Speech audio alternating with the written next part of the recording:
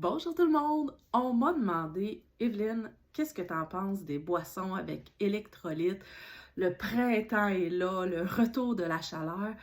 Est-ce qu'on devrait en consommer? Est-ce que c'est pertinent? Est-ce que, des fois la question c'est carrément, est-ce que c'est bon pour moi? Alors, première chose, c'est quoi un électrolyte? Parce qu'avant de dire si c'est bon ou pas, un électrolyte, au fond, ce sont des minéraux. Donc, au fond, c'est des particules qu'on retrouve d'ailleurs dans plusieurs aliments qui vont être responsables, au fond, de l'équilibre dans le corps, dans les différentes sections du corps. Donc, dans la cellule, dans le liquide autour de la cellule et dans le sang. Donc, des électrolytes, c'est absolument nécessaire à la vie. Donc, entre autres, un électrolyte, ça pourrait être le potassium. Le potassium qui va être responsable, entre autres, des contractions. Ben, un des minéraux responsables dans les contractions musculaires, donc qui va éviter, entre autres, des crampes, qui va permettre justement au corps de bien fonctionner. La liste des électrolytes est quand même assez longue. Ceci étant dit, donc on en retrouve dans les aliments, dans plusieurs types d'aliments, les fruits, les légumes, l'eau de coco et dans le lait. Pourquoi je parle plus spécifiquement du lait dans ce cas-ci, c'est que si vous avez eu recours à une chirurgie bariatrique chez plusieurs personnes, le lait va quand même être un des aliments qu'on va retrouver sur une base régulière, entre autres étant donné le profil en protéines. Donc, manquer d'électrolytes chez quelqu'un qui a eu une chirurgie bariatrique, déjà là, c'est pas nécessairement très commun. Ça ne veut pas dire que c'est impossible, parce que rappelez-vous, là, je parle de façon générale. Mais c'est quand même pas très commun, puisque bien souvent, il y a quand même une certaine portion de lait de façon régulière. Et rajoutons à cela que si vous êtes bien compliant, si vous faites bien ça au niveau de la prise de multivitamines, bien, votre multivitamine, elle en contient aussi des électrolytes. Ceci étant dit, des fois, ce qui peut arriver, c'est qu'on peut avoir des besoins plus élevés en électrolytes. Entre autres, lorsqu'on est un grand sportif. Donc, surtout si on a quand même une sudation quand même importante. J'allais dire excessive au début, mais c'est pas nécessairement excessif parce que suer, ça aide à maintenir la température. Donc, lorsqu'on fait un entraînement, lorsqu'on bouge beaucoup, tout dépendant de la température extérieure, le taux d'humidité, bien, ça se peut que notre taux de sudation fasse en sorte que non seulement on perd de l'eau, mais on perd aussi des électrolytes. Donc, dans ce temps-là, c'est important de répléter, d'aller justement rééquilibrer nos électrolytes. Par contre, ben, c'est là que, d'un point de vue individuel, il faut se questionner, est-ce que lorsque je m'entraîne, je suis suffisamment pour avoir absolument besoin d'électrolytes ou pas? Est-ce que c'est dangereux d'en prendre trop? Donc, supposons que je me prends une boisson avec électrolytes, mais que je ne suis pas nécessairement un grand sportif, je n'ai pas nécessairement des pertes qui nécessitent que je les remplace, mais je décide quand même pour le plaisir, parce que ça me tente d'en prendre. Est-ce que c'est dangereux? La réponse, si on reste dans des quantités dites normales, standards, non, puisque le corps a la capacité de les éliminer tout simplement. À ce moment-là, ça va se faire principalement via l'urine. Ça se peut que si on a dépassé une quantité peut-être un petit peu plus standard, l'urine soit plus colorée, soit même plus odorante, mais de façon ponctuelle, occasionnelle, franchement, il n'y a pas de danger direct. Ceci étant dit, au-delà de lorsqu'on a une sudation plus importante, chez les personnes qui présentent soit des vomissements ou des diarrhées fréquentes, eh bien là, oui, les électrolytes peuvent faire partie peut-être là, de quelque chose qui peut être intéressant à augmenter via notre alimentation. Ceci étant dit, si vous avez des vomissements fréquents, ce n'est pas normal. Il faut adresser le pourquoi. Est-ce qu'il y a des vomissements fréquents? Parce que peu importe le type de chirurgie, ça ne devrait pas se produire de façon régulière. Je ne dis pas que ça n'arrive jamais. Il y a beaucoup d'essais-erreurs, il y a beaucoup d'apprentissage. C'est pas pour rien que je parle souvent de bébé estomac. Donc, bébé estomac et vous réapprenez à manger. Il y a des aliments qui passent moins bien.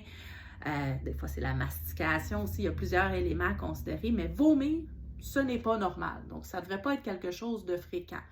Pour les diarrhées, ben c'est là où, tout dépendant le type de chirurgie auquel on a eu recours, ah ben là, ça se peut qu'il y en ait qui s'est fait un petit peu plus fréquent. Donc, c'est là qu'il peut y avoir quelque chose de plus particulier et que le besoin en électrolytes pourrait potentiellement dépasser le besoin chez d'autres personnes. Mais encore là, si vous prenez votre multivitamine, S'il y a des produits laitiers, donc du lait dans votre alimentation, l'absolue nécessité d'aller chercher une boisson qui contient des électrolytes, pas nécessaire. Mais vous décidez que dans votre cas, vous en voulez, ça vous intéresse pour les différentes raisons que je vous ai nommées. Bon, ben, qu'est-ce qu'on trouve sur le marché? Il y en a vraiment plusieurs. Là, aujourd'hui, j'ai décidé, par souci d'économie de temps aussi, de vous parler de 2 produits, dont un petit nouveau. BioSteel, lui, est sur le marché depuis un peu plus longtemps, qui est une boisson vraiment... puis les deux peuvent être intéressantes, comme je vous dis, dans le contexte. Dans les 2 cas, ce sont, dans ce cas-ci, des boissons d'électrolytes qui ne contiennent pas de glucides, donc qui ne contiennent pas non plus de calories. C'est de l'eau avec électrolytes, d'une certaine façon, et des arômes en termes de saveur. Ce que ça veut dire, c'est que ce n'est pas des boissons pour sportifs en tant que telles. Ce n'est pas des boissons qui fournissent de l'énergie, mais bien uniquement de l'eau et des électrolytes. BioSteel est sur le marché depuis quand même plusieurs années. Ça devient à ce moment-là, je dis qu'il n'y avait pas de calories, là, mais on parle de 15 calories, pas qu'on est en train de compter les calories du tout, mais par souci de transparence. Donc, on retrouve à ce moment-là une eau aromatisée qui peut justement parfois aider et même contribuer à s'hydrater davantage. Parce que au-delà de la nécessité ou pas des électrolytes, un des éléments plus globaux qu'il faut considérer, ben, c'est pas tout le monde qui est nécessairement capable de boire de l'eau plate, de l'eau sans saveur, surtout après une chirurgie, parce qu'il y en a plusieurs qui vont développer une aversion.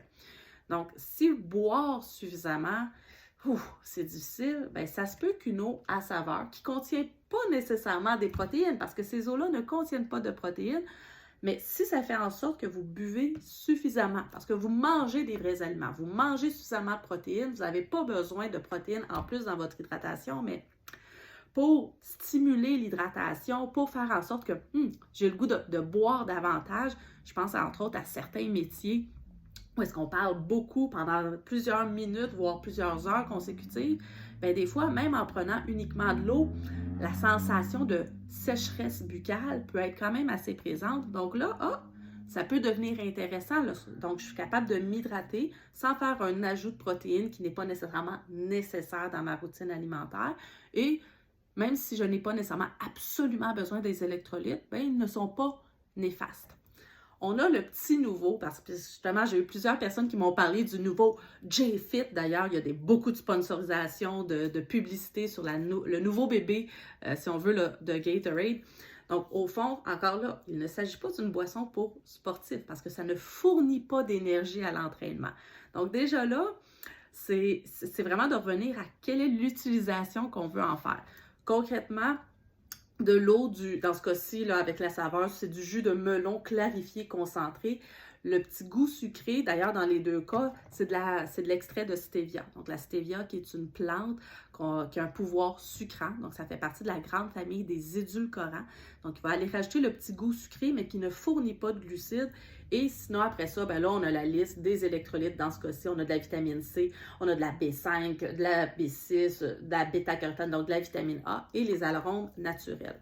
Donc, concrètement, ça devient justement simplement une eau avec électrolytes qui, comme je le mentionnais, peut contribuer à l'hydratation. C'est certain que chez quelqu'un qui veut se donner un petit peu plus d'énergie, ça n'apportera absolument rien. Même chose chez quelqu'un qui aurait tendance, par exemple, à avoir des hypoglycémies, à avoir des fluctuations de sucre dans son sang, puis qui voudrait s'hydrater toujours en maintenant une petite quantité de sucre pour ne pas faire de pic et pour ne pas retomber trop bas, bien, cette boisson-là ne fournit pas de sucre. Donc, il faut vérifier à ce moment-là avec notre propre corps, bien, est-ce que ça aide? C'est comme si je buvais de l'eau. Au fond, à ce moment-là, ça ne maintiendra pas mon sucre. Donc, à considérer selon votre situation. Au niveau du goût, j'ai lu plusieurs commentaires jusqu'à présent. Puis oui, je le goûte devant vous en même temps. Oh!